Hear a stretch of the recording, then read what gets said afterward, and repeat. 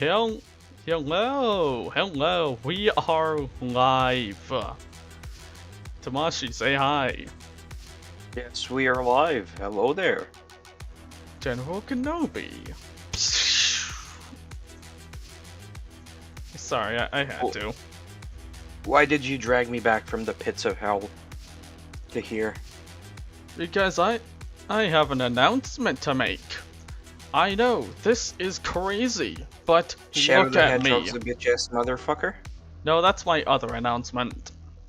You spoiled it. But no, my main announcement is, I have legs now. Look at me. Holy shit. I have legs. Holy fuck. When did you get the budget? I have no idea. May have been due to tax evasion. Fair enough. We do a little bit of trolling, as you'd say. I have motherfucking legs now. This is crazy. Well, listen, the reason I dragged you here... Oh, someone's saying hi. Hello, Helena GF. Hello there. Well, anyways, why did you drag me from the bottoms of Gehenna to here? The reason I dragged you from California is two reasons. One, it's California. It sucks there. And two, we're here to read the quickie. Son of a bitch, that was funny, you bitch. That was actually funny. I wish I were funny. As No, you can see was from my reason I'm using this TV with a GIF of Chris and Sancho is because one of the articles has something that I can't show to YouTube. Oh god. You'll see. Yeah, it's Oh, a new... is it the taint? No, that's a different article. But no, the article on Sonic, one of the pictures shows that one piece of Sonic the Hedgehog pornography that Chris traced in one of his issues. You'll see it. Yeah, let's fucking read this. Starting with you one, wasn't it? Yeah, it was that. Let's start off with reading the Sonic the Hedgehog page on the Quickie. Want me to go first or you go first? Please, you start. Alright. I'm not drunk Tasty. or high enough for this. It's a good thing I put sake on your table. Bottoms up! This article is rated M for honest content. May contain content not suitable for work.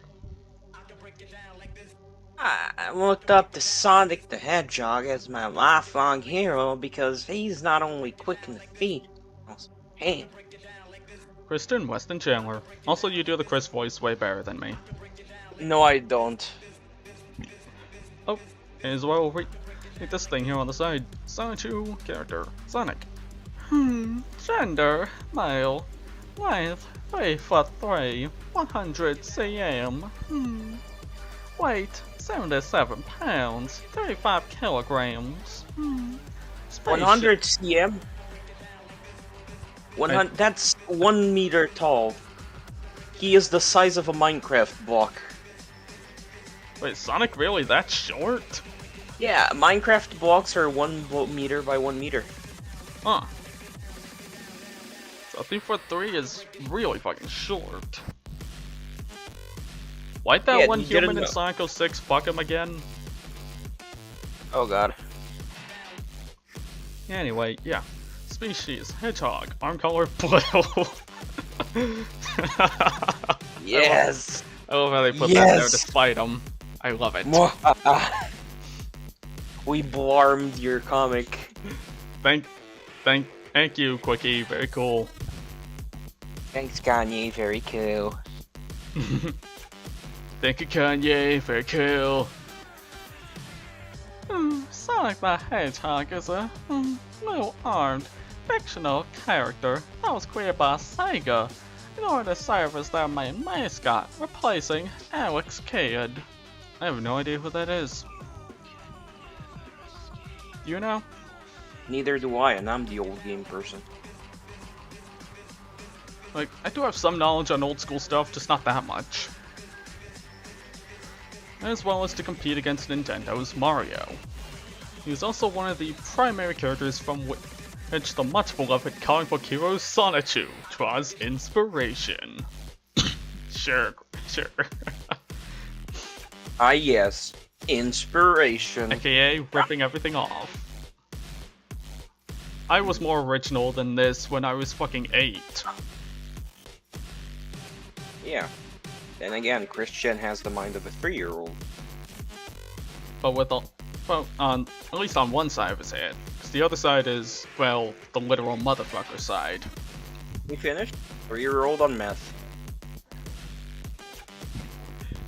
Chris claims that Sonic has been his lifelong hero since June 1990, replacing the American Rabbit. No idea I don't who know that what is. the American Rabbit is. I'll look that up. Can we look it up for context? Yeah, go ahead. Yeah, Google it for me while I read. I'm gonna go ask Uncle Google. Uncle Google. Chris confirmed his loyalty to Sonic in 2014 when Sega's outrageous his decision to change a non-canonical Sonic's arm color to blue forced Chris to vandalize stores and physically injure employees. I still can't believe he did that. Don't call anybody! The Adventures of the American Rabbit was a 1986 movie. It's a rabbit that looks like the US flag. That sounds pretty based.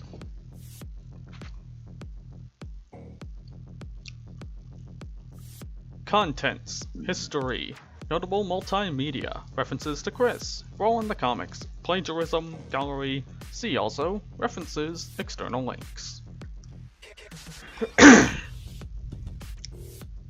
History. Chris likely first learned about Sonic from magazine promotion of the series from late 1990, involving the basic plot of Sonic running around to defeat Dr. Robotnik, who was portrayed as a plump, egotistical man who would endeavor to conquer Mobius and destroy Sonic, failing spectacularly each time. And had an announcement.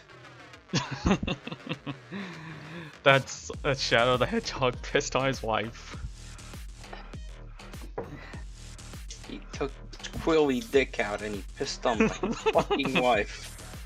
And he said his dick was this big. And I said, you that's bitch, disgusting. that's the same thing. That's good, keep going. So I'm making a call-out post on my twitter.com. Shadow the Hedgehog, you bitch-ass motherfucker. Your penis is the size of a walnut, except smaller. Hang on, let me keep reading this. A show based on the games called Adventures of Sonic the Hedgehog was promoted via a 1993 contest, with the grand prize being a $1,000 free Idia game shopping spree. That's a fucking steal there. That's cool. Plus it was the old days, so that would give you a lot of games. That would get you a fuck ton of whatever the fuck you want. Yeah, because we gotta keep inflation in mind. So he got a lot, like a not the fuck furry ton. kind. Yeah. I'm bad at jokes. What do you mean? He got a lot of furry money, literally. Chris was one of the 2 winners of the shopping spree This is some good shit. and was featured in a news story about the contest. One of the biggest moments, if not the biggest moment, in his early life, spreading its influence far and wide, from his decisions to enter other contests to the eventual creation of Sonichu. Chris's Hey, I'm on loyalty. TV. Yeah, Kid Chris, he was adorable. What happened? What happened? Like, little did that boy know he would become a monster. All because of a contest.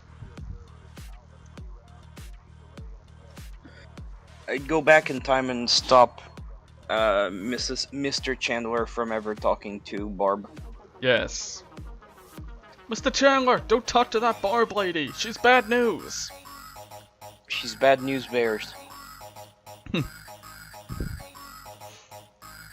And make sure Chris doesn't talk to God Bear. Nothing would change, honestly. Make sure Chris doesn't fuck his own mother. That's unpreventable. He's inevitable. He's inevitable like Thanos.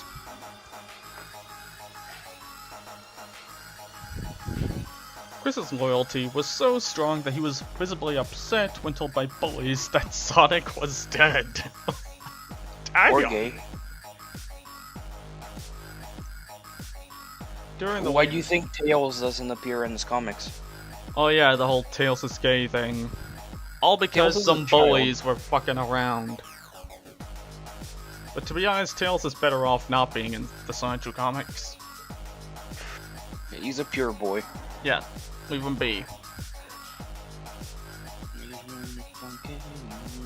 During the late 90s, Chris's obsession with Sonic waned as he became more interested in other franchises, particularly Pokemon, which we will read about in a minute. He came back with a vengeance in February 2000, when he received a Sega Dreamcast as an 18th birthday present, along with a copy of Sonic Adventure. Pardon me. Chris created Sonic 2 less than a month later and has remained hooked on the series ever since.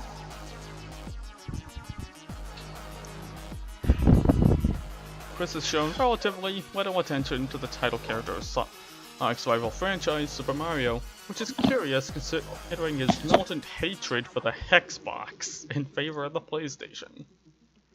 However, Goddamn dirty Hexbox. However, Chris does own a few Mario games in his video game collection. It's also known that Chris owns Crash Bandicoot 3 Warped, Crash being another rival of Sonic's. Because he's dumb. Yeah, in general, I just never saw the appeal of console wars in general. It's retarded. Yeah, I find it pretty dumb. I'll just take a game and play it if I like it. You know? Yeah. I don't give a fuck what nobody says.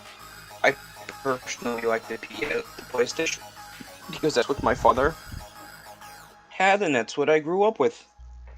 But I still had a Game Boy Advance. I still have a Nintendo, and yeah, that didn't stop me from enjoying the games.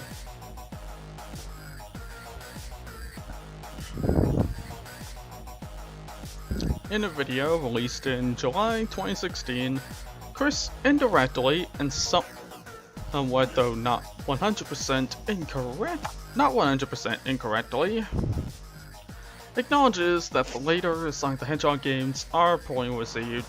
However, he hilariously doesn't grasp the concept, insisting that his original creation could pull Sonic out of the ground.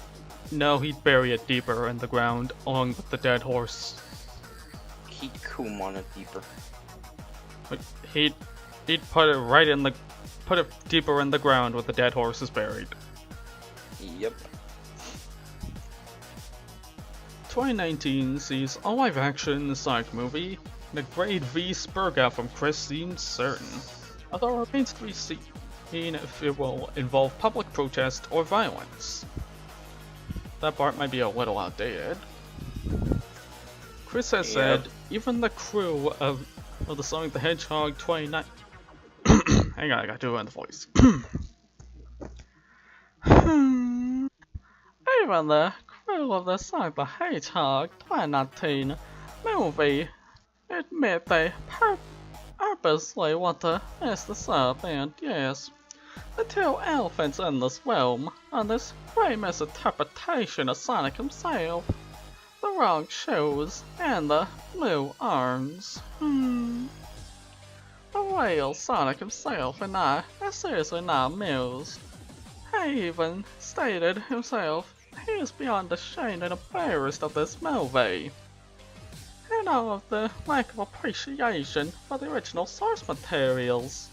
Like you're one to talk about respecting the source material, Chris. As well as respect for him in this abolishment of a flick.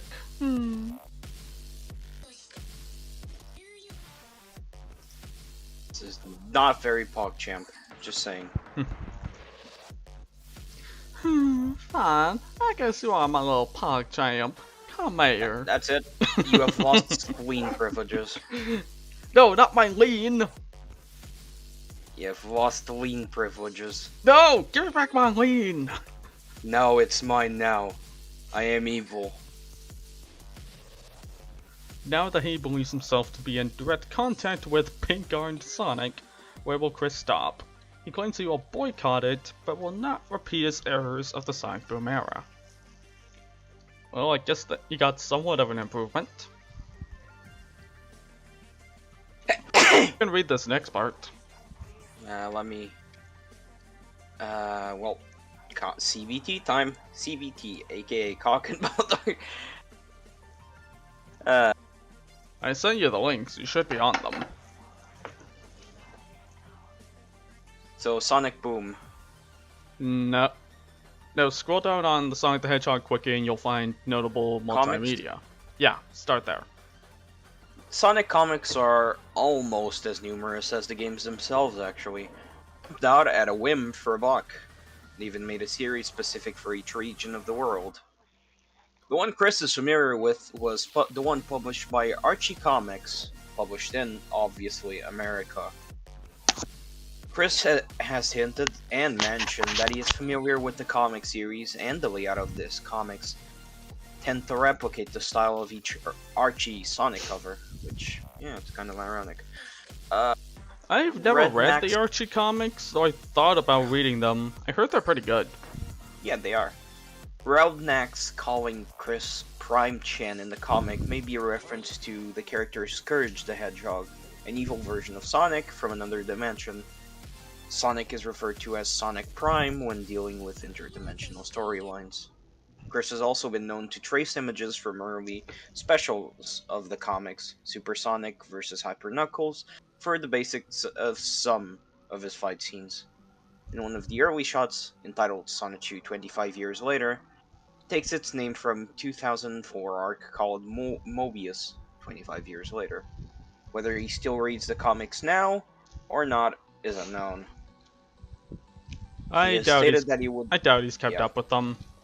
He has stated that he would like Sonichu to be published by Archie Comics. If Chris still reads it, it will probably be a source of plagiarism and a mass debating for years to come. Masturbating. Masturbating. No, it's both. Yes. Starting in April 10th, 2010, Sony began releasing the Archie Sonic comics for download via the PlayStation Network. The likelihood that Chris has purchased them, close to 100%. 110 billion%. It's over 9,000! It's 1,006. Really? Yeah, kick his ass, Nappa. Sonic Boom. Sonic Boom. I'm gonna read this one. I want to read do this it. one. In June 2014, Chris Chan announced he was boycotting the TV and video game series Sonic Boom because of the fact that they changed the color of Sonic's arms from a flesh color to blue. Chris Chan claims that this U-turn in design has caused him to literally lose a bunch of sleep and peace of mind because he's a retard.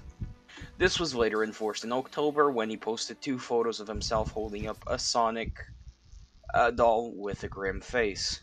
Note that Sonic Boom is not considered canon, and the color change is probably not permanent.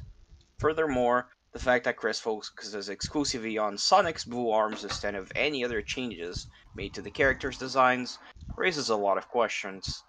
Yeah, he didn't even care that the game was a piece of shit. He only cared that his arms were blue. That's it.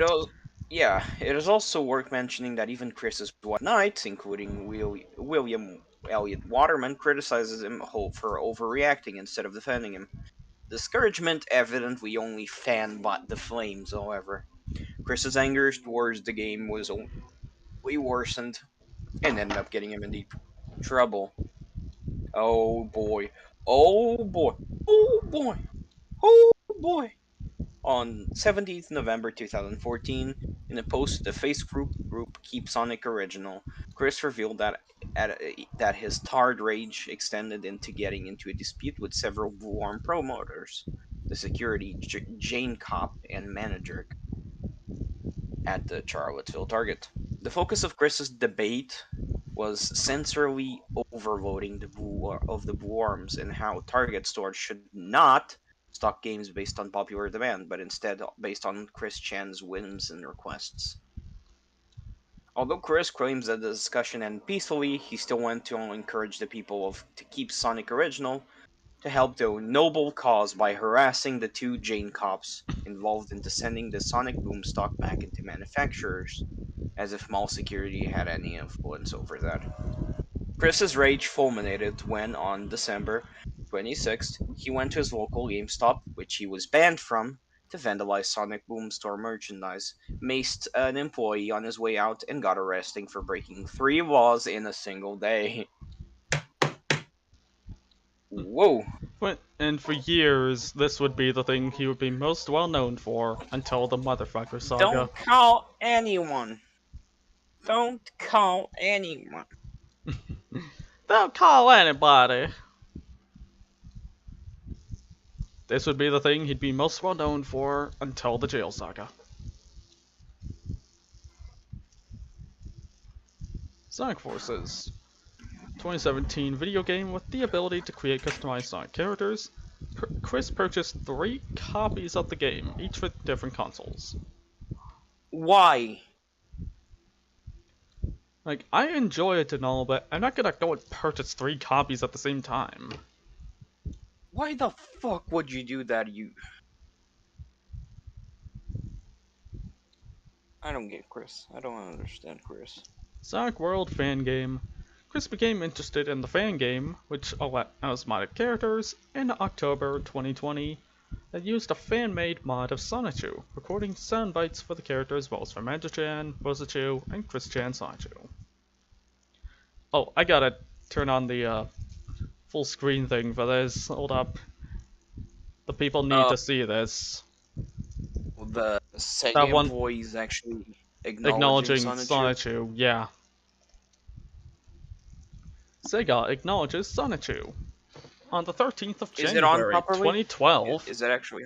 Yeah. On January... Check it. Double check. Yeah, it's on, dude. I checked. Okay, good. On the 13th of January, 2012, 2 Sega of America employees corpsed in one of the Free Stuff Friday videos.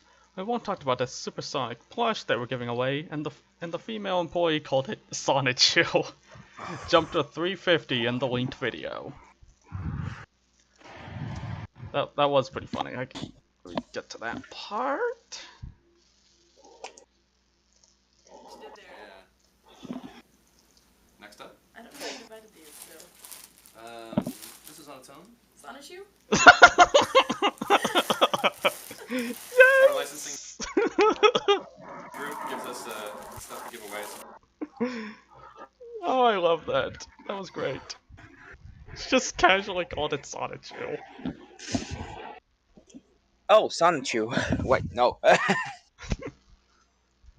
Sonichu. Yeah, that was great.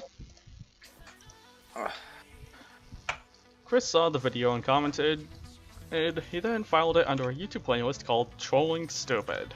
I do not find that commentary funny at all. In fact, I feel pissed off to be ridiculed so lightly. That wasn't even ridiculed. Yeah, they didn't even say anything bad. That's how retarded Chris is. Silly quick. Anywho, you go ahead and read this next little bit here, and then I'll read the part that says Sonic Boom Pickle Joke. On 10th of July 2015, the official Sonic the Hedgehog Twitter account joked about Sonichu. Sonichu and Blarms. A fan asked, "Oh, will that's I be able to based. play Sonichu and Sonic Boom Fire and Ice?" Sonic replied, "Maybe, but only if we give him Sonichu blue arms, 3 scarves, and ultimately just design him as Big the Cat." A troll tried to notify Chris that Sonic was mocking him, but he believed it to be fake. "That is fake, you dumb flake." Chris should have known it was not a fake, since he follows the account on Twitter. The Sonic Twitter account is based. Yeah. Two later tweets also made minor mentions of Sonichu. The first was on 9 March 2016, in which Eggman attempts to get cancel getting Big the Cat facts on his phone by texting his favorite Sonic character, but is told that his favorite Sonic character is Sonichu. The second was on 29th of April 2016, where Sonichu is one possible name on What's Your Sonic Name chart, making fun of the original characters in Sonic fandom. Based. Sonic Boom pickle joke. In Double Doomsday, episode 7 of Sonic Boom, Sonic orders a hamburger with no pickles. Instead it's served with extra pickles. In Chris's Fix Sonic's Arms Immediately Sega Facebook group, he posted about the pickle joke and took a neutral stance on it. Neutral in quotes. 10th of December, 2014. I know well I said not to talk about the show much or post any spoilers. This time though, I'm willing to make this exception. I have heard that in the show, Sonic ordered a sandwich with no pickles, but it served the sandwich with extra pickles. I feel neutral / indifferent about the joke, but my friend read a bit into it as a possible reference to myself, as well as a possible middle finger gesture from Sega. Big serious instance here, no sarcasm or jokes. What do y'all think / feel from this lame pickled vegetable joke? Answer in the comments of this post. Oh, the Sonic Boom parody. This is how I discovered Chris! So, look, for context, for those who don't know, I first discovered Chris around 2018. I saw a clip of the character Mark the Taper, and a lot of the comments compared him to Chris, and I was like, who the heck is Chris Chan? So I became a Christorian overnight. Damn. Yeah, Sonic Boom is the reason I discovered him, because of that one clip. There were also people comparing this episode to the book Misery by Stephen King. I can see why. Yeah, it's just Misery by Stephen King adapted Yep, for children. but with Chris Chan. Because Mark is Chris. Yeah. They even acknowledge the Blue Arms thing. In episode 57 of the Sonic Boom animated series titled The Biggest Fan, parodies the Sonic. Several references, whether intentionally or coincidentally, match with classic Chris. There's a painting of Sonic with beige colored arms. Yeah, that was in the episode, I know. I watched the whole thing. It was a good episode. Like, Sonic Boom is a pretty good show. A terrible game, but a good show. The fan in question, Mark the Taper, is an overweight nerd with large glasses, short greasy hair with a spiked fringe, and a big circular side patch on a button-up collar shirt. Looks like Chris's old pedo glasses. God. Yeah, look at him. Tell me that's not Chris. It is Chris. Mark the Taper has an awkward lack of social awareness, similar to Chris's autism, and is especially reminiscent of his clingy, stalkerish behavior around Megan and Catherine. Oh god. What if Mark the Taper drew She Came for Quick, but it's Sonic? He probably did. Yep. There's probably fan art of that somewhere. And I'm gonna find it. If you don't, I will. Yeah. I just want to subject you to torment. At the 2:43 mark, Mark orders orange soda. It's the Fanta, with a special substance in there. At the 5:15 mark, there is a reference to Blue Arms, complete with matching fan art. Mark attempting. Is he pregnant in that image? Wait, what? Oh, wait, let me see. No, he's no, just it's holding a chili chili dog. Although, before we go into the full image, it does look like he's holding a pregnant belly. Which is fucking weird. Something Sonic fans typically do anyway. Yeah, war is common in these. I hate it. furries. Oh, Justin Zane, what's up, buddy?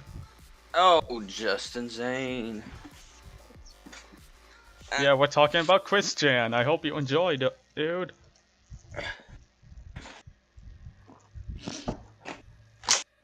Yeah, Me, my sucker.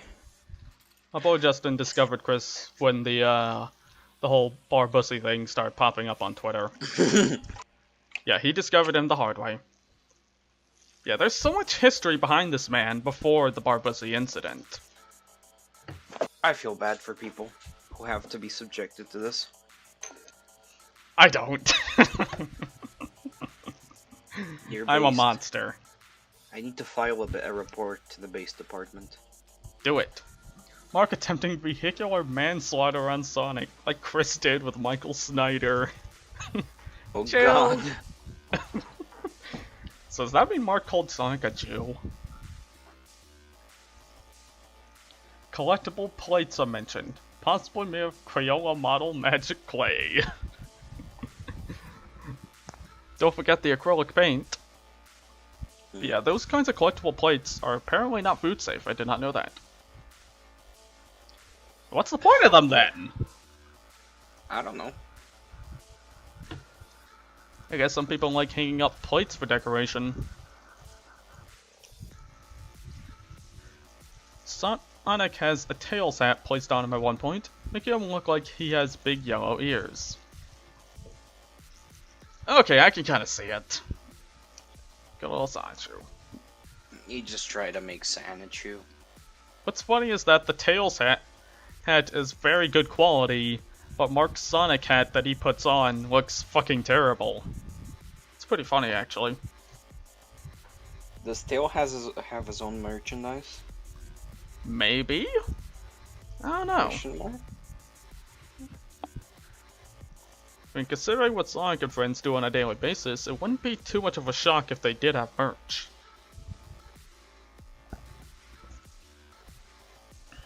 Especially given this show was more on the silly side. Mark is shown to be into writing SFW fanfic fictions of Sonic, with Sonic picking Really? one out and sarcastically mentioning Son Amy. Ooh, spicy. Yeah, literally, while Mark goes to his list of fanfics, he mentions, let's find one that's more family friendly. No, not that one. Oh, there it is. Yeah, which implies he has a lot of lewd ones. Nasty motherfucker. It's just Christian. How did Chris It's not Sonic see this? fans. The episode No, this is just Christian. The episode aired on the 10th of December, 2016. 3 days later, Chris viewed the episode and saw no resemblance to himself in Mark. Also, after hearing of Sonic Boom's The Biggest Fan episode, I found and watched it. Despite the segment of on the arm covering the portrait in the common fit, glasses and hair, on Mark the Taper. Ugh. And there was no mention or hidden cameo of Sancho anywhere in the episode. I personally see no resemblance of myself in the Mark character, especially in how far he took it to keep being able to be near Sonic. I'm not crazy or mental like that at all. Yes, you are, Chris. Look what you did to Megan. Totally not crazy. Totally. I mean, look what he fucking did to Megan. If that's not crazy, I don't know what is.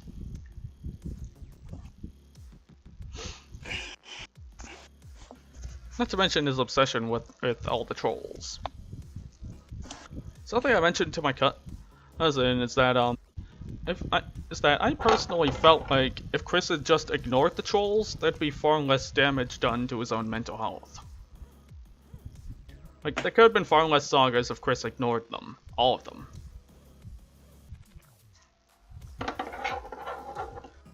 If you guys agree or disagree, let me know. The episode's writers, Doug Leabilch, is that how you say it? And Bill Freeberger responded to questions on Twitter about the episode. Leabilch said that he's not based on anyone specific, just an obsessive fan character. Freeburger also denied that Mark was based on Chris, and unlike Lee Belch, he knows who Chris is, saying Mark is not 100% based on. I'm sorry, Mark is 100% not based on CWC. He's a general fan type. We've done many Blue Arm jokes in the series. Not a clue. Yeah, I think they're just. I think they were just saying that so they'd get less flack from Chris. PR. Literally anyone who knows who Chris is will be able to tell that it's Chris. Yep. It's kinda obvious. Sonic Boom writer jokes about Sonichu. On the 10th of January 2018, Alan Denton, a writer for Sonic Boom, joked about Sonichu on Twitter. I love when people are inspired enough to write by something to write at their own fanfiction. Totally support that, and I can't believe I have to say this. If you then insist to the creators that your made-up story become canon, you've gone too far. Whispered silently to my folder of Sonichu fanfic, but not you. You'll all be canon one day. You'll all be canon. That's hilarious. This writer is based. Denton was a writer on the Double Doomsday and the story editor on the biggest fan episodes of the show. Coincidence? I think not. IGN Movie Quiz. On the 7th of February 2020, IGN uploaded a video in which James Marsden, the actor playing Tom Wachowski in the Sonic the Hedgehog movie, is quizzed on his knowledge on Sonic trivias, with question being if Sonichu is an unlockable character in Sonic voices. Oh my god. Marsden replies, what is a Sonichu?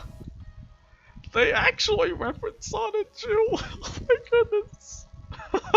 It's Sonichu. I love that.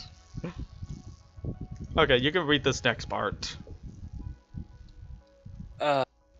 And Roll in the comics. I really don't want to look at this. Ugh. Thank God I have the screen off now.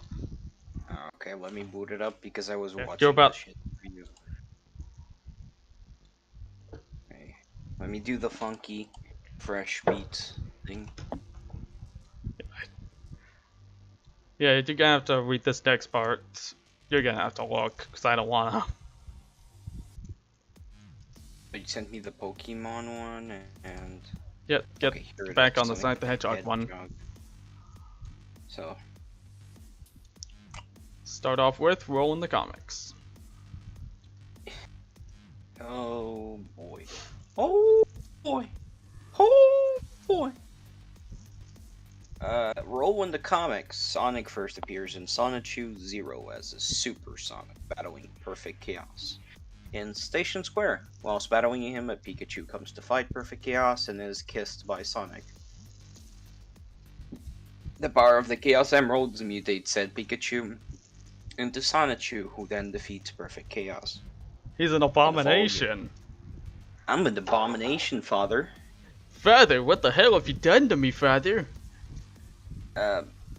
In the following issue, he crashes into Sonichu again. After recognizing each other, they team up in order to rescue Rosachu from the clutches of Black Sonichu. Toby. Because totally creative. It's Toby Chew.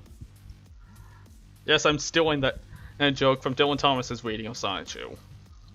Because fuck you, Dylan. To be later retconned into Sonic having it been Sylvana in disguise. Other than being the catalyst for the creation of Sonichu and teaming up with him in the second issue, Sonic deserved no other purpose. He disappears after issue 1, never mentioned again until Sonichu 11, where Robbie sickeningly refers to him as Uncle Sonic. Sonic returns in the clip show episodes of Sonichu 11 and Sonichu 12, where Sonichu and he discuss the past. He is shocked by the new comic Chris, now a girl. Oh god, Tails' lack of a role in the comic. Yeah. It's Miles honestly for the Brower. better. It's for the best that Tails doesn't get involved in this abomination. Miles Brower is Sonic's sidekick, and has been in the franchise since Sonic the Hedgehog 2, released in 1992, for the Sega Genesis. Genocide. He has been featured... Genocide Kata? Anyways, he has been featured in almost every form of Sonic-related media, such as cartoons, anime, and comic books. As such, many have been perplexed on why neither he nor an idiot ripoff named like Prowlerlo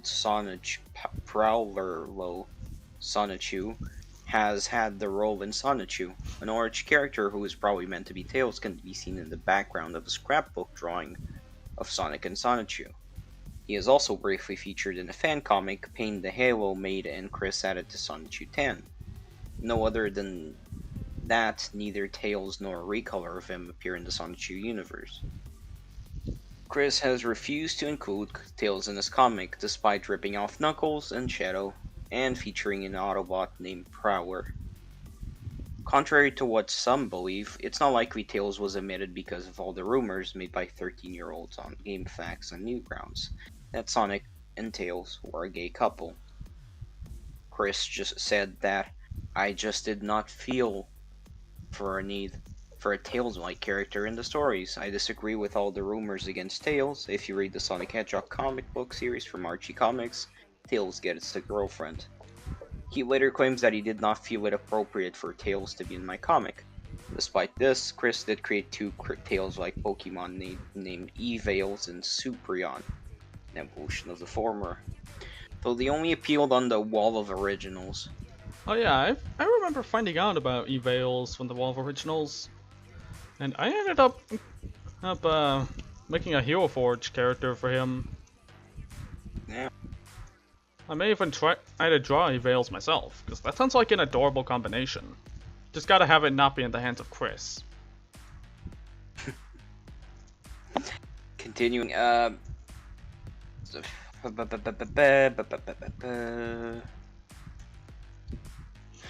Tails also gets a mention in Sunshine Rosachu, the Genesis of the Logfogs, a Genocide.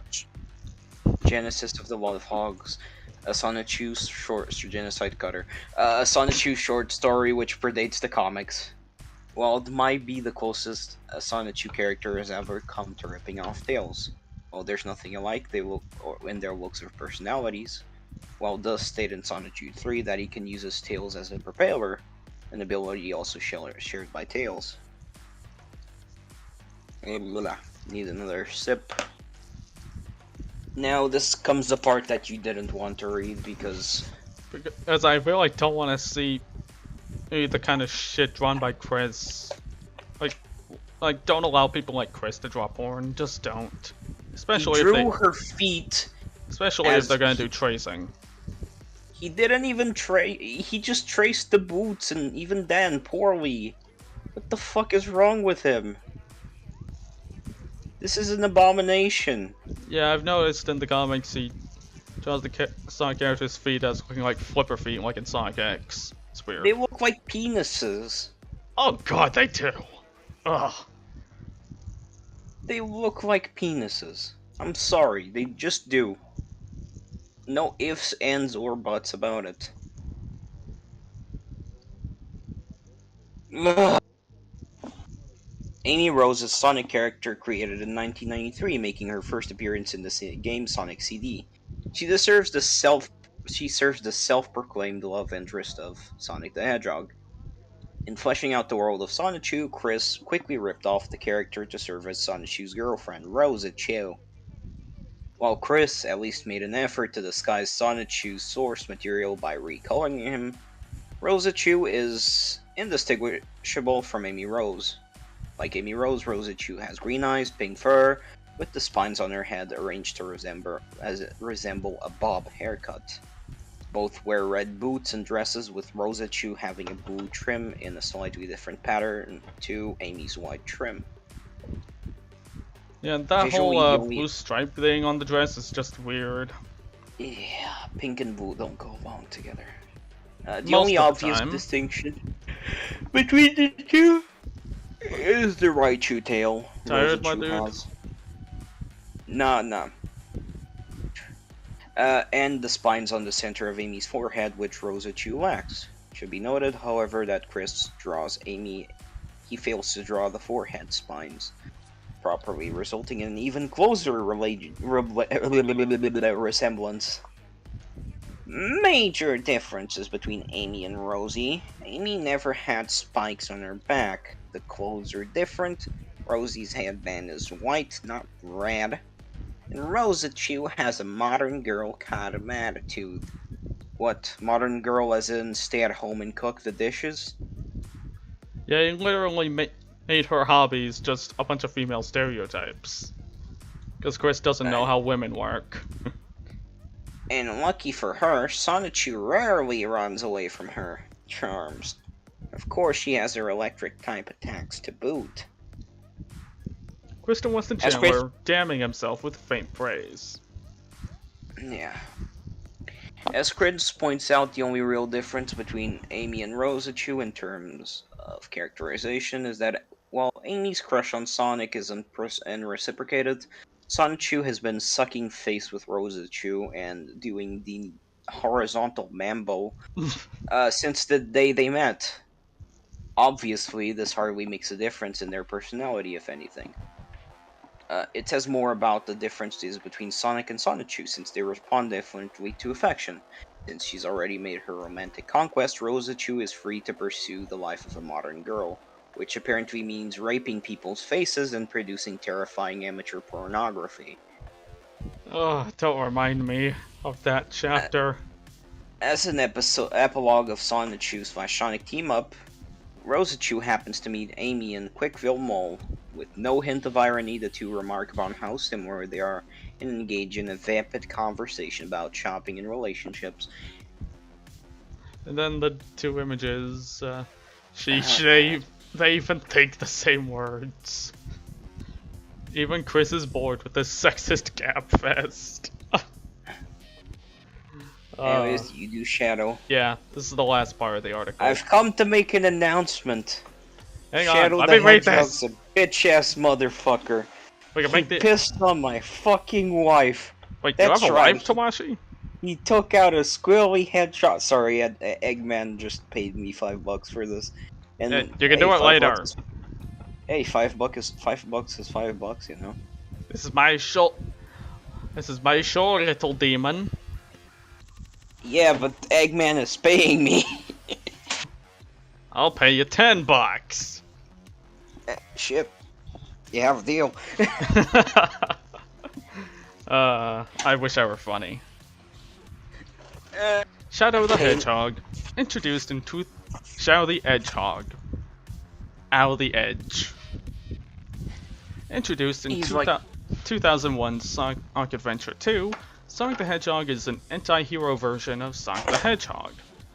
As he quickly became a fan favorite amongst the Sonic family of characters and the trolls, it was only a matter of time before Chris decided to create another Electric Hedgehog Pokemon. Unlike Rosachoo, who is virtually identical to Amy, Black Sonichu, later retconned to Blake, aka Toby. Yeah, I just gotta call him Toby. AKA Toby, because you're not racist like Chris. Yeah, we're calling him Toby for the sake of racist jokes. By me. Do it. Only resembles Shadow in its color scheme and tenuous allegiance to the forces of evil. While Shadow is primarily motivated by his desire to learn about his mysterious past, Black Sonichu was informed of every aspect of his creation by Nate Cirque. Most notably, while Shadow was intended to be a dark and edgy character, Black Sonichu is basically just a punk committing blatant mischief for very transparent motives. He's literally just a racist caricature of a black guy. He even talks in Ebonics. Chris has no subtlety. He even talks in Ebonics later in the comics. Really? I'm kidding. Yeah, later on he starts talking in Ebonics, sort of. I hate this. While this might seem to make Black Sonichu halfway original, it really only means that he's a poor copy of Sonichu instead of a slightly less poor copy of Shadow. Blake's only real claim to individuality was that he acted like an asshole. Since falling for Bubbles in Sonichu number 7, he doesn't even have that going for him. Shadow makes one appearance in the Sonichu canon when he shows up as a drummer for Christian and the Hedgehog Boys. Fuck yes! Oh. Christian and the Hedgehog Boys, let's go! but is later replaced by Punchy Sonichu. A Shadow Doll was also held by Chris in Divine Trial, substituting for Clyde Cash. The same Shadow Doll is in the background in For Julie's Eyes Only. Oh god, Shadow had to watch Chris as he did it with the blow-up doll. Shadow had saw everything. Shadow was getting cucked. He saw it all, and he hated it. He is scarred for life. Scared and scarred. Sonic, I saw Chris fuck that blow-up doll. It was even worse than the time that my only friend was killed. Yes, that's right. Watching the blow-up doll thing was worse than watching Maria die. That's cool and all, Shadow, but who asked?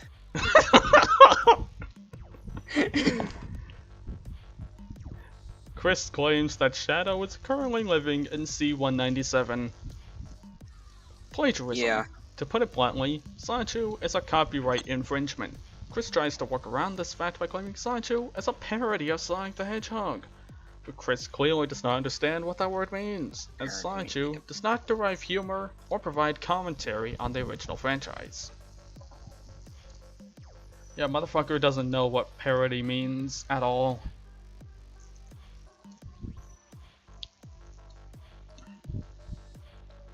Alright, time for the Pokemon on page now. You can start us off. God. The Pokemans, let me open it up. Are you ready, kids? No, father. Too bad. Bend over. Too far. Not far enough. I'm going to hell. So, California. Oh god, not California. No, no, no! No! Let's see, we're 52 minutes in. We got plenty of time. Yeah. Pokemon, occasionally spelled Poke-emon by Chris, is one of Nintendo's greatest creations. A Japanese cultural phenomenon that is beloved children all around the world. And man-children. Franchise, encompassing video games, card games, toys, various anime series, and much, much more. It is the world's largest media franchise, and the second biggest video game franchise, beaten only by Nintendo's own Mario franchise. It is also beloved by autistics all over the world. Its creator Satoshi Tajiri, himself autistic, and a certain person named Christian Weston Chandler happens to be one of them. It is highly integral to his life, as without Pokemon, the world of Sonichu wouldn't exist. Now, And I gotta show them this classic picture. Look at this. Look at that drip. That Ash Ketchup costume with the Sonic Hero shirt. Call him Ranch, cause he be dressing. Call him Dev, cause I'm gonna shoot him. Note the non-standard Pokeball, with the color scheme reminiscent of the Sonichu balls. Heh heh, you know what kind of balls we're talking about. Chris seeks out a Pikachu. Oh god, no, no! He's gonna fornicate with it. No! He's blowing his cock out! He's gonna be Kuro the Wolf. He's blowing his cock out! I still don't get that reference. It's the fucking Moist Critical. It's Daddy Penguinzo. I'll look up the clip later. It's so good. He's pulling his cock out. Oh, so cute. Wait, what? Oh no, he's pulling his cock out. That's the full clip.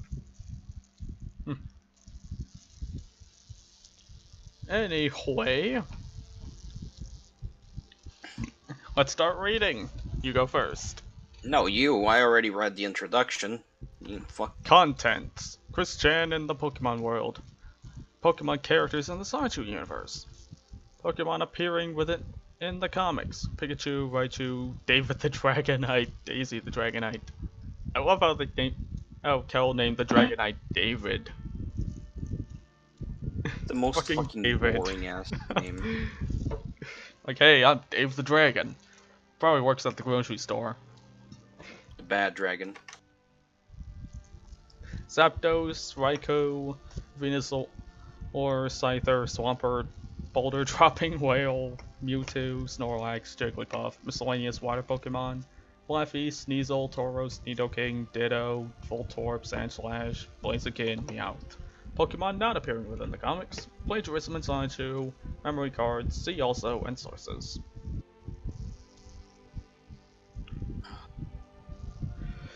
Alright, I'll read this part here. Christian in the Pokemon world. And now I'm playing Skyrim music in the background. You can very faintly hear it. Why are we here? Just to suffer. Yes. Chris, according to the Sonichu article on the Wikipedia, sees himself as an official Pokemon gym leader. God damn it, no. He claims to have over 387 Pokemon leveled up to level 100 on his Pokemon Diamond game, all of them being trained without any kind of cheating or rare candies. It's not certain whether this is true, but given the fact he owns every Pokemon game in the game system, has no life at all, and has paid off several mortgages in Animal Crossing, a feat requiring hundreds of hours of gameplay, it may very well be. Could be. Do you think it could be? More than likely. As the leader of the Quickville Pokemon Gym, Chris has a fairly unimaginative team.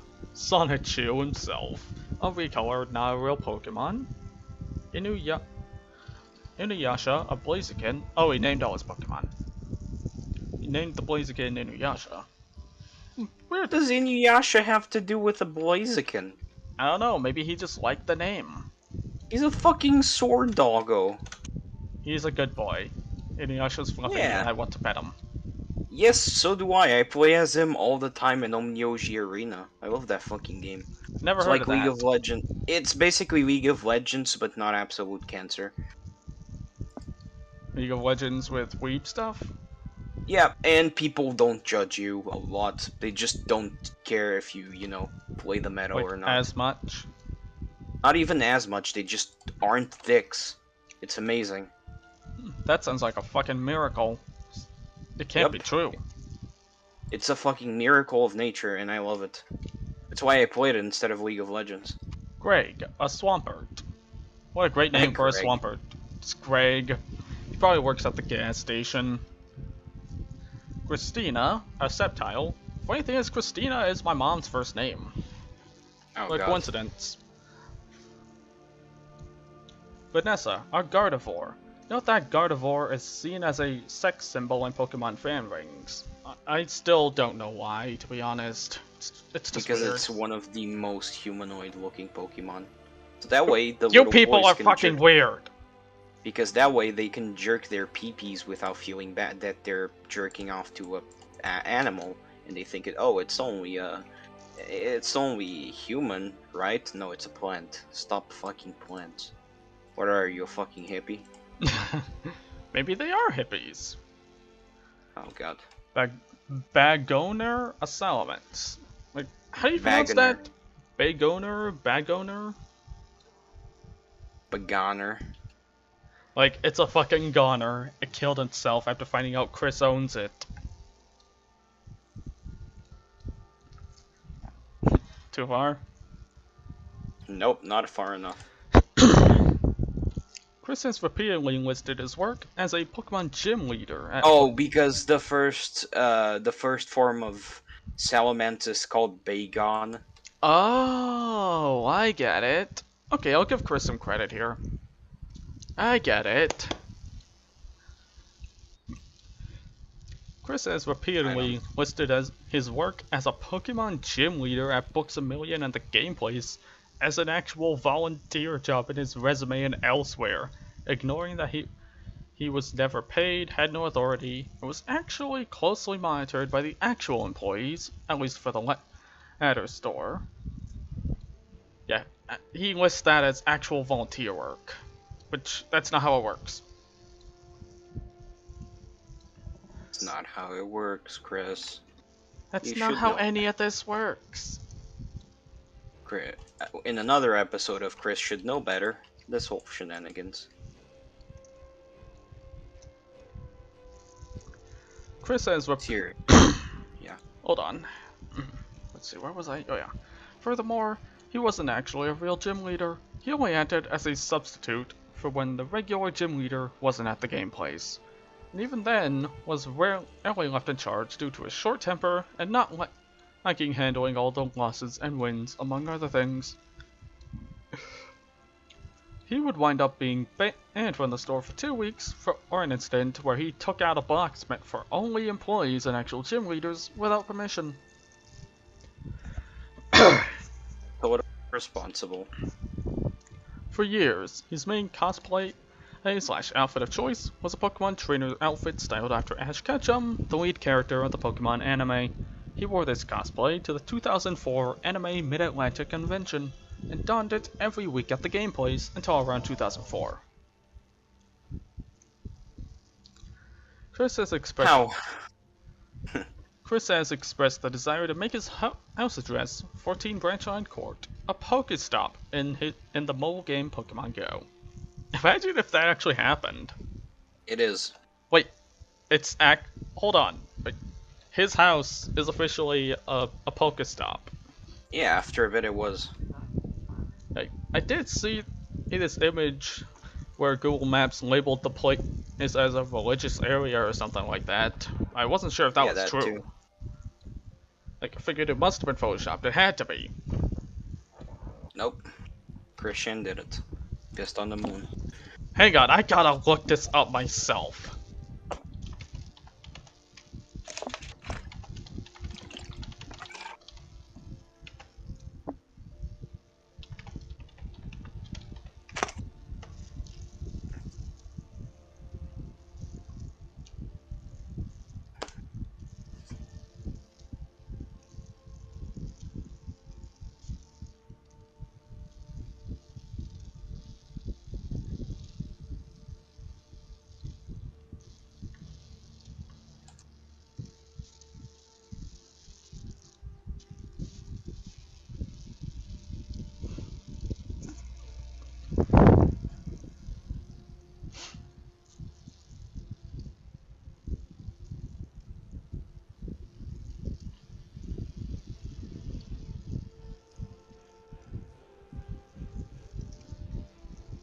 Okay, I couldn't find thing. I'll just find it later. Yeah, I can't fucking believe it. He did it. The Mad Lad actually did it. He pissed on the moon. No, that was Eggman. Chris Chan actually made the Socatoan Temple official on Google Maps and Pokemon Go. If I ever visit Virginia, I'll be sure to stop by the Socatoan Temple. And pissed on his car. No, I'm not gonna pee on the Sanchu. I must simply observe and reflect. You're more civil than I am. And anyway, there's no reason to fucking trespass like that one guy did. Remember that one dude who trespassed on Chris's property after he was arrested? Because YOLO, I guess. Yeah, the guy fucking trespassed there, filming the area, whilst also, plugging his horror novel, which probably wasn't that good. Probably. It wasn't. Oh, you read it? It just wasn't. Period. Like, you read it? Yep. Ah.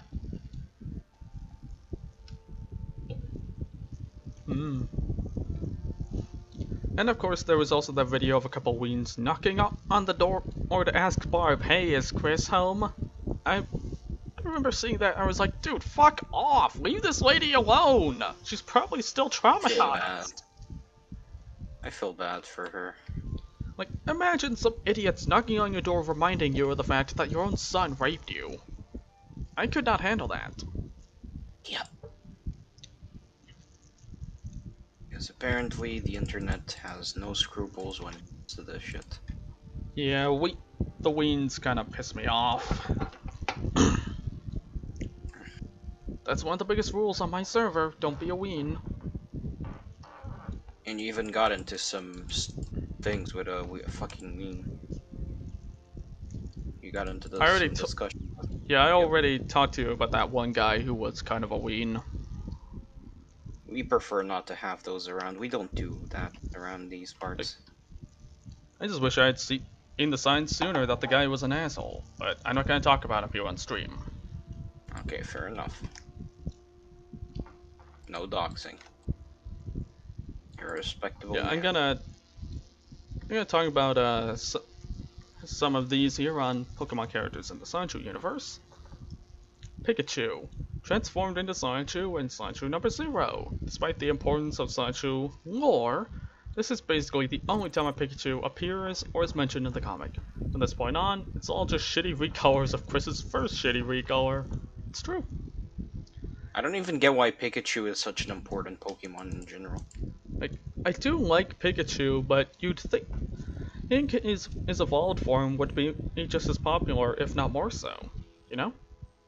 Yeah, but what's so interesting about the Pikachu? Could be Never because of the got it. anime that he's more popular. I don't know. Yeah, but that's my question. Why did they pick it for the anime? It's the question I'm posing here. Don't know. Poor Pikachu. He did not know the horrors fate had in store for him. That's true. You do not know the horrors that I have instilled for you. Kel with her Dragonite. That's one tiny ass Dragonite. Chris does not. Chris can't do scaling. And Rosie said it was too big for her. I'm like, bullshit. I like how. Maybe he was talking about his spine. Yeah, she was clearly talking about that. Because let's be real, Dragonite would wear Rose 2 like a condom.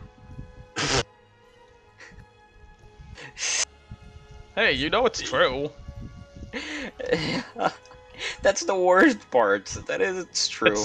It is very true. Raichu, transformed into Rose 2 by the Rainbow in Sandshrew 0. Otherwise, the same deal as Pikachu. Just recolors from here. David the Dragon / Daisy the Dragonite. A Dragonite Kale owned, the considerate Pokemon trainer offered his sexual services to Rosachoo when the latter was in heat, noting that he's loyal. Rosachoo sensibly declined, stating that David is just too big.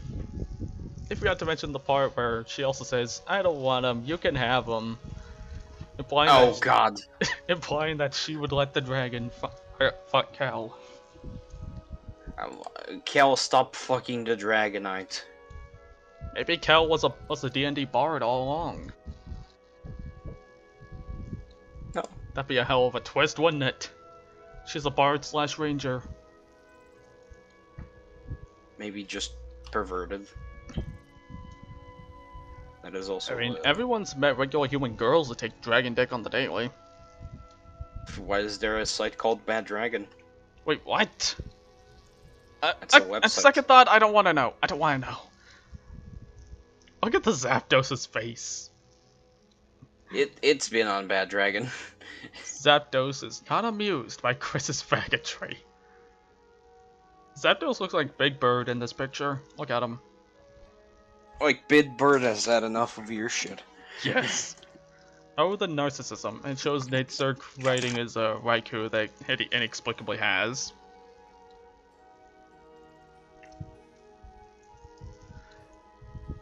Used by Nate Zerk as a getaway ride in the same episode, has stripes that spell out CWC. Why Nate Zerk never used this powerful legendary Pokemon in a fight is anyone's guess. I never noticed that before!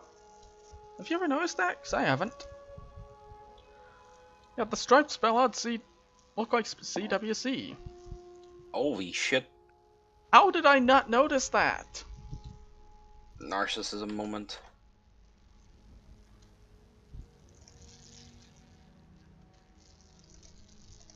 Weird. Just weird. Oh, I'm gonna go back to the David the Dragon Knight part, because I wasn't done with that one. David the Dildo Knight. Ew. Strangely enough, David may have been retconned into Daisy the Dragonite, as indicated by a listing of Kel's Pokemon on Wikipedia.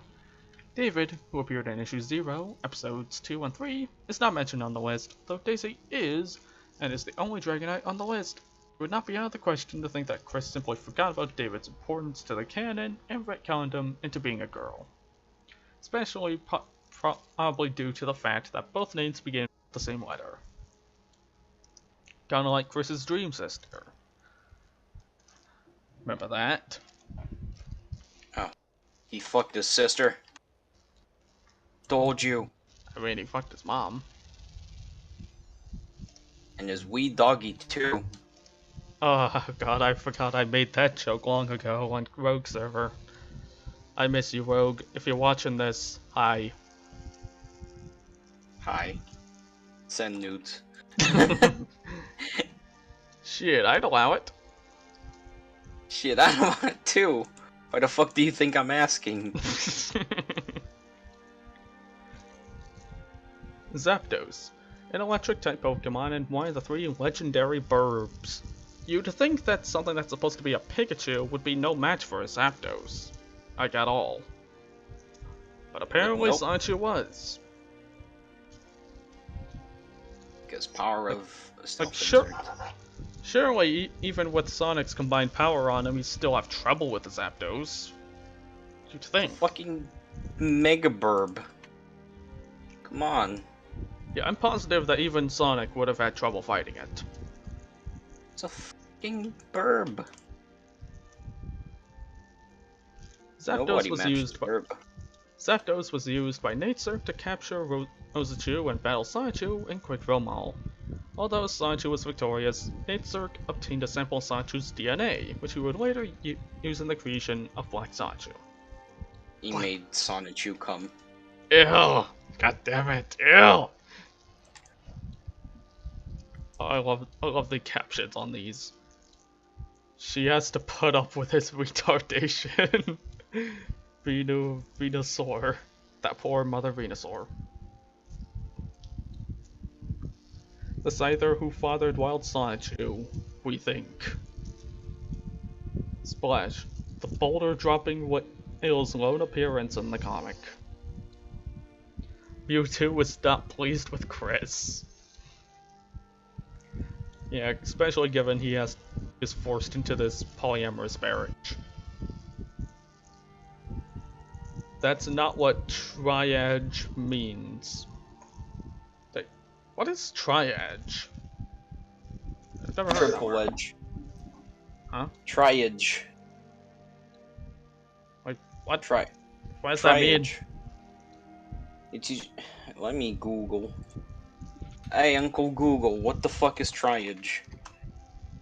It's a practice invoked when acute care cannot be provided for lack of resources.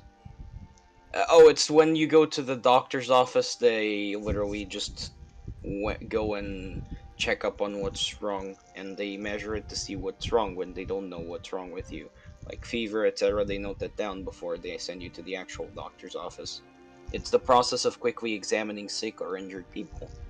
For example, after an accident. That's what triage is. So Chris is just fucking stupid. He just saw a word and didn't know what it meant. No, I didn't know that. I didn't possess that information at all. And this picture of Barb when she was Elephant. A wild Snorlax in repose. I personally think the reason she got so skinny later is because Chris ate all the food and starved her. That's again, my guess. Again, that's Captain Obvious. Oh, look at the cat. That's a cute cat. It was probably starved to death. Knowing how Chris treated his pets, yeah. Yeah, get that poor kitty out of there. It's just stupid. Venusaur, a female Venusaur in a jungle discovered Wild Sanju's egg and adopted him. As Wild inexplicably has retractable tentacles in his arms, the Venusaur trained them and using them to grasp objects. On the other hand, Shimeo rightly tried to drop a coconut on his head. Cool. Let's abort this bitch. It's abortion time. It's aborbing time. It's Morbin time. It's aborbing time. Scyther. For no obvious reason, a male Scyther assumed the role of Wild Sanju's father. Whether this is because it was screwing his Venusaur mother, a pairing that couldn't have produced offspring, or felt some obligation to help her raise Wild, is unclear. The Scyther trained Wild in using his Razor Leaf attacks to cut down trees and such. Scyther cannot actually learn the move Razor Leaf in the video games. So what the fuck? Yeah. It would have made more sense. Would have made more sense if the Venusaur taught it Razor Leaf. Isn't the Scyther just bug Pokemon? Just a pure bug? Yeah, I think it's bug flying. I could be wrong. Still, that's not bug leaf. Yeah, Chris clearly didn't know shit about Scyther. He's one of my favorite Pokemon. He just looks cool. Surprisingly, it's Ku's favorite Pokemon too. Especially, no, it's not Scyther, it's Scissor. Yeah. It's her favorite Pokemon, I just got it confused. But still, it's the same evolution line. In Sanju 8, Wild would tell Sanju and Rosachoo of the last time he saw his adoptive father. According to Wild, his father was the leader of the Cut Sharp clan of Scyther and Scizor. At some point, the Charmeleon cult burned down the dojo in the jungle that served as their headquarters. Wild joined his father on a mission to take revenge, but the Scyther was intercepted and captured by poachers instead.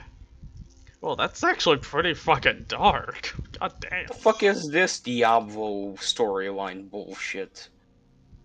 Like, that is dark right there. Did the Charmeleon cult for kids?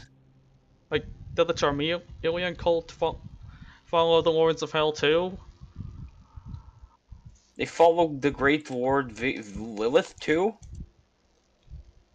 Like, they could be part of the same coven as Magda in Diablo 3. Yeah, for fuck's sake, look at that shit. Probably the Lord of Lies. Yep.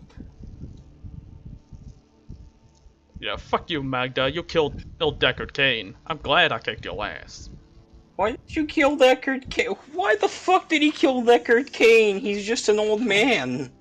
Magda's a bitch, that's why. She murdered his ass. But don't worry, we avenged him. Wild cried like a bitch while the poachers loaded his dad in their van. Cried like a bitch. Oh, kinda like Dylan Thomas. Oh. Hey guys, Dylan here. That gives me an idea for a drawing. Dylan Chew. How long have we been recording? An hour 18 minutes. Let's keep going. We're almost done. Then finally attempted to use his superpowers to free him. The Scyther told him to stop. However, since he knew Wild was too much of a failure to cut through the steel for the van, Wild's last memory of his father was of the passing of the torch look in his eyes.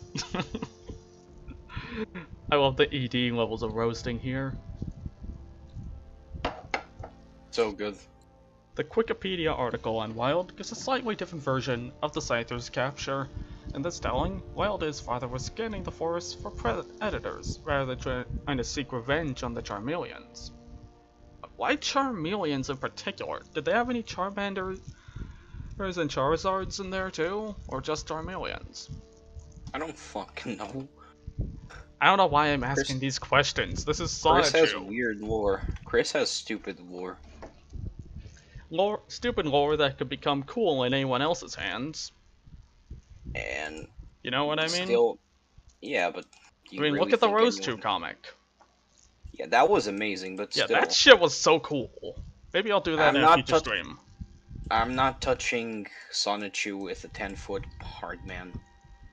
Oh, you're not gonna Yeah. join me for the future readings? I'm just saying I'm not gonna redraw Sonichu. I'm not gonna draw Sonichu, period. Ah, I would have paid you for it. Oh well. Fucking hell, then money is money. I'm a Jew. Like Michael Snyder. I'm schmeckle hungry, but seriously, as long as you don't make me draw fucking what's it called? That scene where the inflation scene where Gucci. No, I don't do that kind of shit. Yeah, I'm just Like, saying. if I I'm just wanted that saying. kind of stuff, I'd ask for it. But until then, you'll know. Fucking hell, why did Chris Chan put an inflation scene in his comics? Kill me. Just kill me. No. God only knows. And he's CPU appalled. Blueheart knows. God is dead and we killed him. CPU Bullheart. I wish CPU Bullheart was dead. When Wild detected poachers, the Scyther went on to attack them but was captured in the process, leading to the same ending in which the other version of the story concluded. Hey, can you read this next part with Swampert and all that? Oh god, the Swampert. Okay, a female Swampert adopted Bubbles Rosichu upon discovering her egg on the beach. Unlike Wild's parents, the Swampert doesn't seem to have taught Bubbles much of anything because she's a woman. Based? Bears spent their childhood splashing in the water like idiots. This Based. idyllic existence was brought to an end when a Leoward dropped a giant boulder on the Swampert for no apparent reason. Unable to rescue her mother, her immature rosy body, Bubbles evolved into her Rosichu form and somehow used Ice Beam to save Swampert from drowning. How the hell did Even Ice though Beam once- help? Wouldn't that make it worse? Also, wouldn't the Swampert be able to breathe underwater? Also, how the fuck does a Wailord have a rock type move? Yeah, how did it manage to pick up the rock? It has no hands! Whatever. According to It's Chris. the Wikipedia, the comic Chris has a Swampert in his possession called Greg, which he used in battle against Nate Cirque and Kel. Its male name suggests it's not the same Swampert who raised Bubbles, as in the latter is explicitly referred to as a female in both the comic and in Bubbles' own Wikipedia article. Anyways, Boulder Dropping Whale. As the name suggests, Boulder Dropping Whale is a creature resembling a whale who summoned a boulder out of the sky. The signature attack was used against the Swampert who raised Bubbles, and would have drowned the Swampert if not for Bubbles' timely intervention. Although never named in the comic, a whale's anatomy and murderous hatred for Sanchu characters has earned him a cult following among fans, who have dubbed him the Boulder Dropping Whale or BDW for short. All hail the boulder dropping whale. Chris I'll make a statue for well, him. Same. Chris stated several times that it's a whale lord. A Pokemon that closely resembles a whale. That makes sense, as Chris always uses Pokemon when drawing a background fauna for his comics, such as the underwater scene in Sonshu 8, which features only Pokemon sea creatures and no naturally occurring wild. Further, BDW's trademark attacks appear to resemble Rock Tomb, an attack available to many Pokemon in the video game, including Wailord. However, Chris has claimed that Boulder was in fact attached to the Wailord's underbelly, like barnacles, and fell off not due to murderous intent, but simply gravity. Barnacles stick, they don't just fall off with gravity, you dingus. Nevertheless, the name Boulder Dropping Whale has stuck, and no matter what his species, he remains a fan favorite and was prominent in the parody series Moon Pal. Chris also stated that the Boulder Dropping Whale had been captured and was currently being forced to fight in the senseless battle of some random Pokemon trainer. But I Hey, like Boulder Dropping Whale. I'll be right back. I'm gonna take a piss. You go ahead and read Mewtwo's article. Oh god.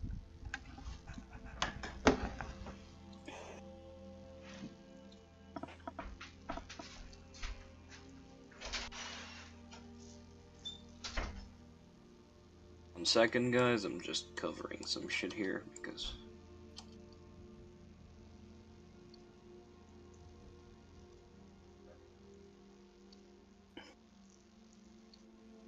Cock and ball torture. CBT or I'm kidding.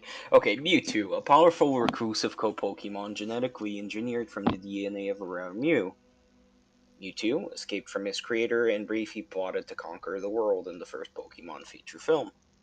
Mewtwo's dark, brooding nature, with vast psychic abilities, would serve as Chris' inspiration for Magi-Chan and his flashlight. Whose egg hatched in the same cave as Mewtwo lived during the movie, as if the connections weren't blatant enough. Chris established that Mewtwo serves as Magi-Chan's mentor, contacting him at birth via telepathy, and teaching him to use his mental powers. Aside from his mental powers, aside from his mental rapport with Mewtwo, Magi-Chan grew up completely isolated from the rest of the world. In a half-assed attempt to introduce him to civilization, Mewtwo projected memories of Jackie Chan films, other people's birthday parties, and various tourist attractions. 2 weeks later, after Magi-Chan evolved into his Sonichu form, Mewtwo sent him out into the world, promising they would one day meet face to face. As Chris has probably forgotten all about this, though, it'll probably never happen until they fuck. Yo, I'm back. What'd I miss? Cock and ball torture reading. What, you were reading the actual article on that while I was gone? Yes. Bruh. Anyways, Christian is also notably claimed on the Wikipedia that once that Freldnak had a Mewtwo on his Pokemon team, it can be assumed that this is the same one, although how this came to pass has never been explained. January 2018, under the influence of the Idea Guys, Chris revealed that Mewtwo and Magi-Chan had gotten married, later joined with Chris, Grizel, and Magi-Chan in a polyamorous marriage. Wouldn't that count as grooming on Magi-Chan's part? I mean, that was his son and student, technically. Yup. Pedophilia moment. Anyways, your turn to read Snorlax. Didn't you mention Grizel was a minor? Or was that some other Sancho? No, Grizel was a minor. So yeah, it's even worse. Way worse. Snorlax. A Snorlax briefly appeared in Christian's Backyard Safari sub-episode, a documentary about jerk-offs designed specifically to insult them. He comments at one point that a jerk-off weighs over 1,500 pounds, or 681 kilograms, and can be identified by its glassy eyes and wooden badge. How ironic for Chris to be saying such things about jerk-offs. It is ironic considering he's a fat fuck. Yeah. The Snorlax appears at the bottom of the page as an illustration, since Christian had commented in a paragraph that the jerky was heavier than a Snorlax. Snorlax is also infamously an affectionate name coined by trolls towards Barb. Poor Barb. Jigglypuff served as an inspiration for Jigglyami, an original character created by Blanca, appeared in Sonichu 7 and 8. Jigglypuff also apparently made out with the Pikachu who would later evolve into Sonichu. It's implied that this Jigglypuff and Jigglyami are one and the same. So yeah, technically speaking, Sonichu and Jigglyami had a one-night stand. How do you feel about that? I'm willing to bet Sonichu cheats on Roschu with Jigglyami. Same. I know what. I call this one person I talked to at one point in a little headcanon that Roschu probably is probably having an affair with either Magi-Chan and or Blake. No, we don't. We know Matt wouldn't be with Magi-Chan. It would be totally Blake. You can't Once resist you go that black, BBC. once you go black Chew, you can never go back Chew. Yeah. Too far. You know. No, you know what's up. Miscellaneous water Pokemon. The Pokemon on Squirtle, Mudkip, Seadra, Goldeen, Staryu, Corsola, Octillery, Mantine, and Corphish all appeared in the Underwater scene on page 59 of Sonichu 8. A fucking Seadra appears? That's impressive. I didn't even know he... Flaffy, a appears as Layla Flavi in Side 9. It should be noted that Layla was not intended at all to be a Pokemon by her creator. Chris merely decided her to be one after she was brought by him into the comics. This explains why she looks nothing like a Flaffy. Yeah, let me take a look. She just looks like a normal cartoon sheep. Like, Yeah, she looks like she could be Asterix's daughter. Yeah, she looks exactly like Asterix's daughter. If you're watching this, Goat Mom, hi. Hi. Why are we saying hi? She's probably at work. What time is it? Hey, I'm saying hi anyway. I'm gonna miss Rogan the gang like someone cut my arm off. Same. But hey, we need They to legit move got on. me. They legit got me through some of the darkest times of my life the past few years. I'm gonna miss them. Same. Anyways, now enough mourning. The funeral was like 2 weeks ago. Yeah, but I'm still No. sad. I can't help it. And I'm helping with some stuff. I'm doing some stuff with the boys to take care of some of that important stuff. Anyways, You can go ahead and read these parts here. nah, you go ahead. You're Alright. doing amazing. Sneasel appears as Reginald Sneasel in Sanju 9. A guy getting cocked. Wait, that's what happens? So I don't remember. Yep. I don't really remember that chapter. He's getting cucked because Punchy is getting a girlfriend and Sneasel liked the thing. The Laffy. Flaffy, whatever the fuck you wanna call her. Tauros. During the dating education episode, Reginald tries to drive a wedge between Punchy and Layla by claiming that Layla is a lesbian, averse to the color red, and their father is a Tauros. Holy fuck.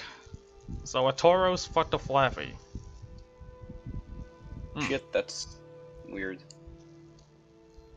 In the next page, we are told that Punchy had checked those rumors, most of which were verified false. Okay, never mind. But this indicates that, since she neither hates red nor is a lesbian, her father must have been a Tauros. Nidoking, used by Natesurk to battle Bionic in Sanju 9. Hey, I like Nidoking. He was one of my first Pokemon. Ditto. After entering the Asperchu universe in Sanju 10, Ultra Sanju learns from its inhabitants that all the Electric Hedgehog Pokemon in the Asperchu comics are descended from Alec Benson Leary's Ditto and a single Sanju.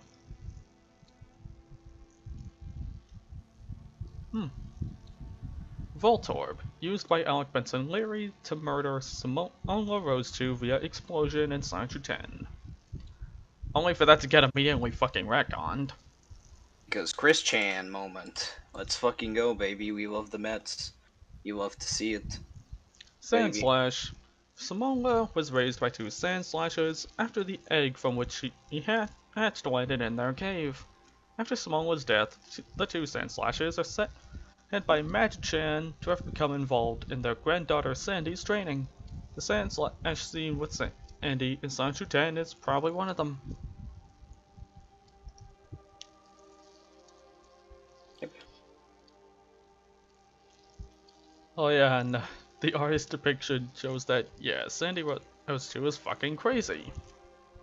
Sandy cheeks, more like. Damn. Roasted. Hey man, don't roast that Sandy like that.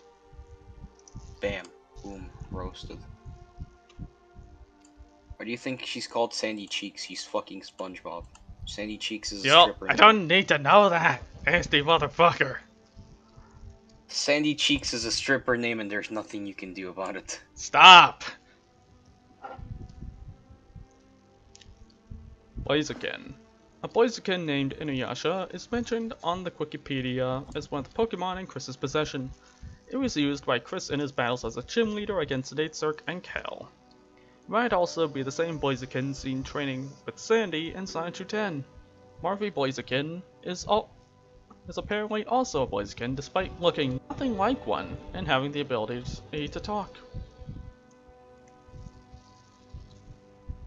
Is that Probably like just Harvey? first What is that like gentleman. Harvey Birdman, but a Blaziken? Yeah, like in the Defense Attorney saga, remember? Ooh, It looks so fucking ugly. Please do yourself the favor and look at it. Looks so fucking ugly. Probably you're gonna need eye bleach after you see RV Blaziken though, so be warned. Let me look this shit up.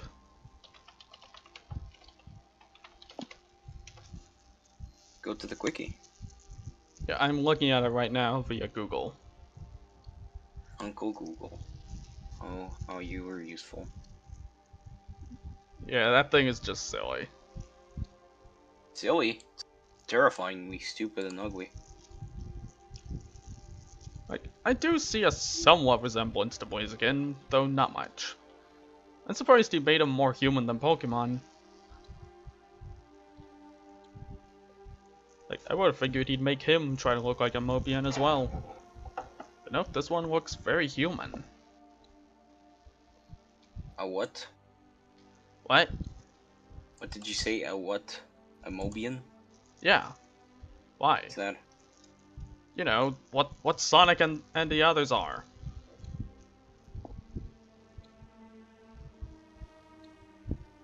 The antho animals in the Sonic universe, they're called Mobians. Really? At least that's what I heard. I don't know. I don't know. That's Sorry, just what but I don't heard know anyway. Sonic lore. I don't know Sonic lore. That's probably why I didn't know that.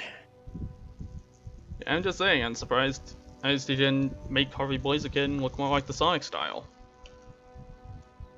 Instead, it made him look like just a very weird human. His human characters are probably just has as to be bad, character. if not worse. Which do you think is worse, his human characters or his Sonic characters? Fucking hell, the Sonic characters. Look at that, whatever you want to call it. Meowth. A female Meowth called Lilith acts as Ivy's bridesmaid in the wedding comic. Her creator is listed by Chris as Sen-chan, who would later on be revealed as a friend of Ivy in KCWC Top 10 Dedication Special, when Chris dedicated to her a video featuring a drawing of Lilith, which was probably made by Sen-chan herself. This drawing would be featured once more in the good fan art gallery Chris uploaded to the Wikipedia. I'll look at the good fan art gallery another day. Yeah, could you read this next part? Pokemon not appearing in the comics. It's a lot. And we gotta take our turns. Arceus, Chansey, Blissey, Charmander, Dratini, Gardevoir, Geodude, Golem, Gyarados, Toho, Jolteon, Lapras, Lopunny, Luxray, Pichu, Porygon, Ponyta, Salamence, Chantru, Sceptile, Tyranitar, Vigoroth, and Goose. All of these were mentioned, never shown. And in Sonic 15, the character says for the love of Arceus. Chris said, "I met Arceus. He prefers the pronunciation Arceus. And he is a good Pokemon deity to work and be friends with too.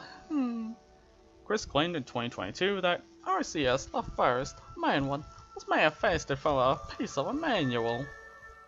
Chris's bizarre concept of goddess. I'm guessing that must have been from a jail letter. It did say 2022.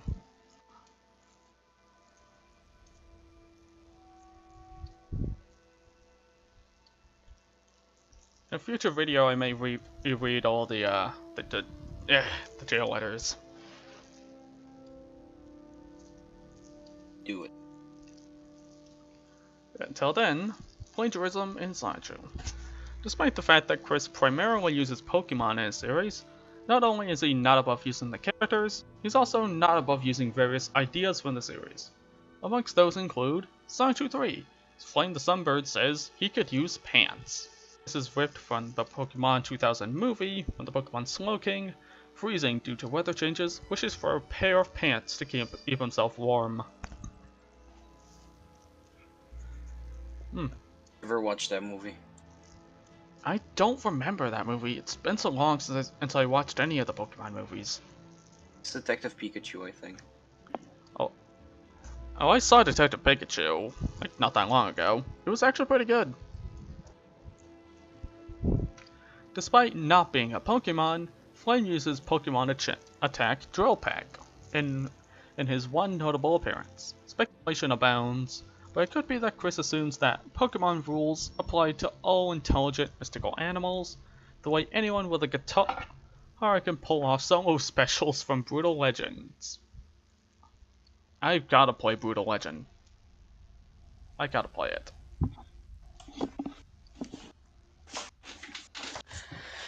In Sonichu Special number 4, Casey's sister wears similar clothes to those of Candace, one of the 4th generation gym leaders.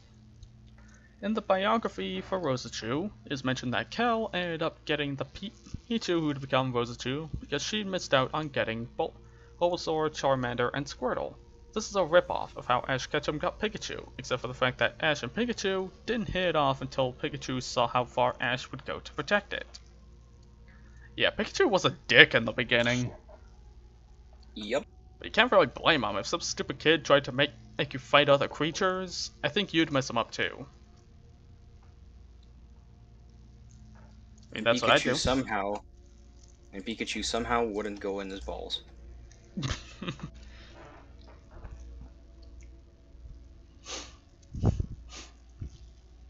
In Sonichu number 9, Sonichu inexplicably knows about Iron Tail, a steel type attack, for use on the ground/rock type liquid.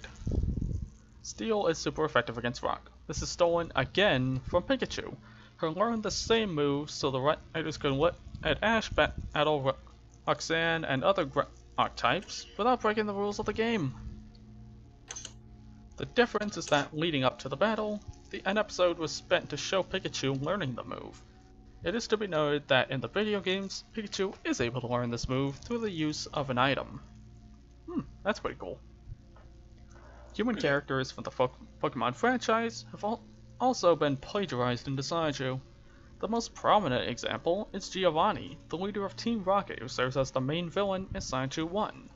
It also makes brief appearances in Sonichu 3 and Sonichu 9. Professor Oak is also mentioned both within the comic and on the Wikipedia, though he is never actually seen. And it made me wonder, how the hell does Eggman know who Professor Oak is? He pissed on his wife too. And also, how did Eggman and Giovanni meet? That is never explained. Memory cards. Chris meticulously saved and cataloged at least 15 Pokemon cards he dubbed memory cards. They are scattered throughout his collection. They can be identified by a crudely drawn star taped to the upper right corner of the outside of the card sleeve.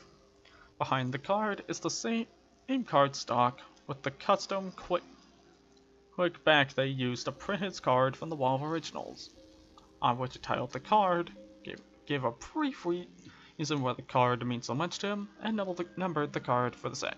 The spelling, grammar, and handwriting would suggest that these are very early additions to his collection. The oldest memory card is dated to September 11th, 2001. So, I guess that's a typo. Too fair to assume these cards are older than that if numbered by date of acquisition. Full 600 DPI scans of some memory cards can be found at this blog. And that'll be it. That's it. We're done. That was pain. It'd been a long time since I read the quickie, so this was fun. Yeah, it was refreshing. Sometime in the future, I may start doing the Sonichu reading streams. I'll just have to gather some people willing to do it. Get Plague. He's cool. Get Plague, for example. He's cool. Yeah, I'll see if he's available. For a future reading. If not, just, I don't know, fucking ask me. I don't have much to do these days. Yeah, I hope you all enjoyed this. Tamashii, aside your channel, do you have anything else you want to plug before I turn this off? There's gonna be a new video in a bit. Probably gonna be out by either tomorrow or the day after, and yeah, that's about it. Alrighty. Tamashii's channel will be in the description down below, along with my Discord server, my Patreon, and my Teespring. I hope you all have a very fantastic day.